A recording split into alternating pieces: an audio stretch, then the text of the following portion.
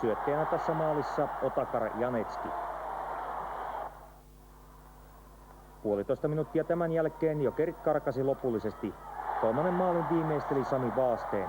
Jokerit jatkoi tehtailuaan läpi ottelun eikä Tapparasta ollut sille vastusta. Lopputulos Tampereella 2-7.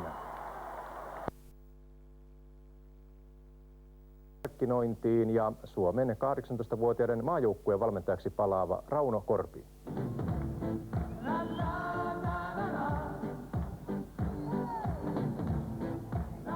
Tampereen Tappara on voittanut jääkiekkoilun Suomen mestaruuden 14 kertaa.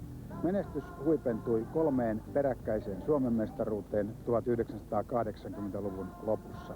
Syöksykierre alkoi syksyllä 1991, kun Rauno Korpi oli erotettu.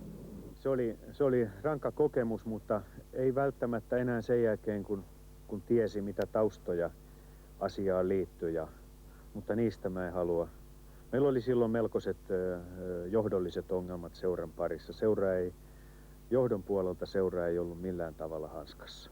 Kolmannen peräkkäismestaruuden jälkeen 28 olisi vielä pitänyt ehdottomasti vahva joukkue säilyttää, mutta siinä vaiheessa ruvettiin haihatteleen tämmöisen rahallisen substanssin parissa. Ostettiin kivitaloja ja ynnä muuta, eikä satsattu pelaajasiirrosta tulevaa taloutta tai rahaa uusiin pelaajiin, lahjakkuuksiin, kuten tänä päivänä tekee esimerkiksi Palloseura ja Jokeritkin. Muuten kyllä yritettiin tehdä sellaista isompaa bisnestä, mikä sen hetkiset kyvyt riitti. Joo, ja hirveät siirtosummat rajattiin. Me suoraan ensimmäiseen divariin. Mä ja Tapparan mies. Tapparan mies. Joukkueen materiaali heikentyi oleellisesti ja eikä kyetty tarpeeksi kompensoimaan sitten harjoitusprosessin kauttakaan. Usein heitin sen näin, että ei välttämättä hiekasta tehdä sokerikakkuja kovankan työn kautta. Me ollaan päädytty siihen, että me ollaan eletty ehkä liian lyhyellä trendillä ja tietysti jouduttu vaihtaa valmentajaa liian usein. Meillä ei ole ollut riittävän pitkäjänteistä työtä ja sitten ei ehkä ole huomioitu niitä omia nuoria, mitä meillä on kasvanut tuolta junioritapparasta. Ja nyt me ollaan tultu viimeiset 4 vuotta niin oltu runkosarjassa heikolla sijoituksilla ja tehtiin tämmöinen päätös siitä, että lähdetään ja nollataan tilanne ja lähdetään uuteen nousuun. Uuden valmentajan Jukka Rautakorven valmennusfilosofian kulmakivet ovat sitoutuminen, moraali ja urheilulliset arvot. Lisäksi hän korostaa hyvien yksilöiden yhteistyötä. Kesäharjoitteluun tuo uusia tuulia pitkän linjan painonnostomies Jaakko Kailajärvi. Raakaan voiman lisäämiseen ei niinkään ole tarvetta, mutta sen sijaan tämä nopea liikkuminen kuormituksilla eli nopea voimaharjoittelu, niin siinä on kyllä ihan selkeitä aukkoja ja se varmasti on näkynyt tuolla jäälläkin. Eli siihen on painotettu ja siihen on toivon mukaan saanut jotain uutta ja ainakin poikien mielestä tuntuu, että homma on purru. Mutta ja sitten tässä nyt on mun harjoitusperiaatteessa aina kuulunut se, että mahdollisimman monipuolisia harjoitteita, että oikeastaan yhtään samanlaista harjoitusta on ollut tässä 1,5 kuukauden aikana. Aina jotain uutta tulee.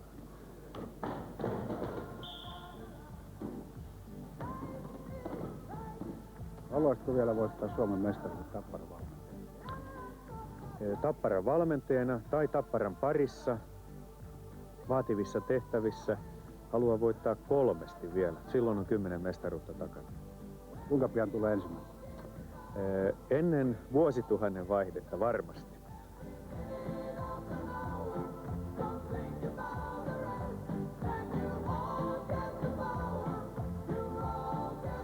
Sinä lähdit vuonna 1988 tuon 3. mestaruuden jälkeen Ruotsin luulajaan 4 vuodeksi. Oliko silloin Tapparassa jo näkyvissä, että jonkinmoisia alamäen merkkejä? Ei missään tapauksessa. Mun mielestä valmennus oli maailman luokkaa ja tietysti sitten se vähän jälkeenpäin huolestutti, kun sitä lähti neljä kaveria lähti pois, niin ne hankinnat ei ihan vastannut niitä, mitä itse oli ajatellut, mitä olisi tarvinnut hankkia. Kun vuonna 1992 palasit takaisin Ruotsin reissulta Tapparaan, niin tiesitkö tarkasti ottaen, minkälaiseen Tapparaan palaa? No en kyllä ihan tarkkaan, että ne oli ollut sit edellä kaudella karsinnoissa, mutta mä uskon edelleenkin kovaan työmäärään ja sitä kautta saadaan Tappara takaisin huipulle. No nyt tässä on sitten lähdetty aika moisiin panostuksiin ja yksi tärkeä viesti varmasti on se, että sekä sinä että Janne Ojanen nimipelaajina jatkatte Tapparassa. Kuinka paljon sinä teit töitä sen eteen, että Janne jäi, koska sinun sopimus oli aiemmin jo selvä? No se oli Jannen kyllä ihan Jannen perheen henkilökohtainen ratkaisu sieltä ja toivottavasti vähän niin kuin olisi jossain määrin rauhoittanut Janne, koska Janne ainakin tiesi, että mä oon siellä. Etkö yhtään ollut siinä asialla? No ne ei sillä lailla kyllä kuulu meille, että loistava hyvä kaveri on ja perheystävä meille, mutta kyllä ne on jokaisen omia ratkaisuja. Tapparahan teki aika mielenkiintoisen valmentajavalinnan, valitsi miehen tuntemattomuudesta, jos näin voi sanoa. Eli tässä on vähän samanlainen ilmiö kenties tulossa kuin mitä aikoinaan tapahtui Hannu Aravirran kohdalla, kun hän tuli Jyppiin. Ja nyt julkisuudessa muun muassa sinä olet antanut aika nopeasti tukesi uudelle valmentajalle Jukka Rautakorvelle. Kerropa lyhyesti, minkälaista kokemusta sinulla on hänestä? Avoin, positiivinen tyyppi, tietää todella paljon jääkiekosta, tietää todella paljon harjoittelusta ja luottamus löytyy välittömästi. Hyvät katsojat, seuraavana keskusteluun tulee mukaan Tapparan uusi valmentaja Jukka Rautakorpi.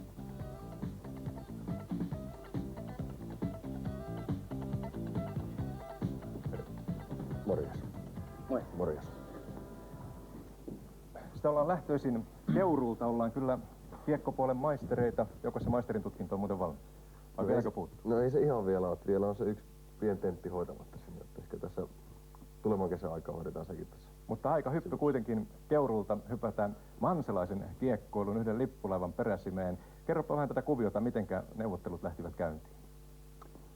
No sanotaan sillä tavalla, että mä oon Tapparan kanssa ollut tietyllä tavalla yhteyksissä jo vuosi sitten tietystä asioista ja nyt sitten tänä keväänä me uudelleen tuossa piritettiin niitä henkiä ja se on tuossa helmikuun loppuvaiheen jälkeen ja se sitten eteni suhteellisen nopeata vauhtia ja päästiin tähän lopputulokseen, mikä tietysti itselle hieno asia. Kuinka tärkeää sinulle on, että nimenomaan Jutila ja Ojanen jatkoivat? Oliko sinulle luvattu, että näin tulee käymään? No sanotaan sillä tavalla, että nämä Janne ja Jutikko ensimmäisen näin Tampereella, niin sanoin heille sillä tavalla, itse haluaisin sanoa sen, että se on kuitenkin kaksi sellaista pelaajaa, minkä varaan tietyllä tavalla pystytään tiettyjä asioita rakentamaan ja koen niin kuin heidät erittäin tärkeäksi henkilöksi tässä ja korostan tässä nimenomaan myös niin kuin ihmisenä tietynlaisia persoonia, koska meillä on erittäin paljon nuoria pelaajia joukkueessa ja mun mielestä tämän tyyppinen joukkue tarvii tietyt kellokuvat, että meillä tällä hetkellä on erittäin hyvä. Kuinka paljon luulet, että neuvottelussa oli hyötyä siitä, että nimessäsi on jo valmiina sana Korpi ja nyt on vielä se höystettynä raudalla? No toivottavasti ei yhtään. Mitenkä, Timo Jutila, sinä kommentoit tuossa Rauno Korven kommentteja? Hänhän on palaamassa nyt Tapparan organisaation markkinointipuolelle. Mitenkäs Rane otetaan vastaan? Lämpöisesti, että erittäin hyvä ystävä mulle ja monelle tapparalaiselle ja Rane on tapparalainen, isolla sydämellä. Onko nyt Jukka yhtään sellaista pelkoa, että tällainen valmentaja, valmis auktoriteetti saapuu samaan organisaation, että on vähän päällystakki meininki? Ei missään nimessä. Kyllähän tässä työssä tavallaan on kaiken näköisiä pelkoja. Jos niitä pelkoja alkaa miettimään, niin silloin asia varmasti menee piirret. Kyllä tärkein asia on se, että uskoo itseensä ja tekee työtä sillä tavalla, kun itse sen näkee ja pyrkii sillä tavalla saamaan tavallaan sen työn tuloksen ulos, mitä itse hakee. Eli usko itse on niin kuin kaikista oleellisia asia. Nythän joukkueen ja valmentajan ensikohtaaminen on hyvin tärkeä, kun on kyseessä uusi valmentaja. Ja paljon puhutaan, kuinka Kurre Lindström aikanaan tavallaan valloitti ensi kontaktillaan maajoukkueen puolelleen.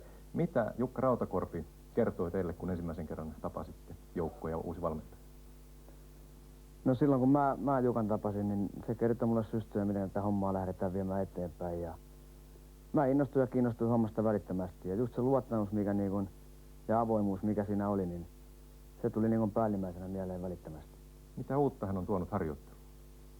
No se on erittäin kova temposta, terävää ja mä uskon, että justiin tällä systeemillä niin me saadaan meistä jokaisesta jätkästä niin huomattavasti enemmän irti ensi kaudella.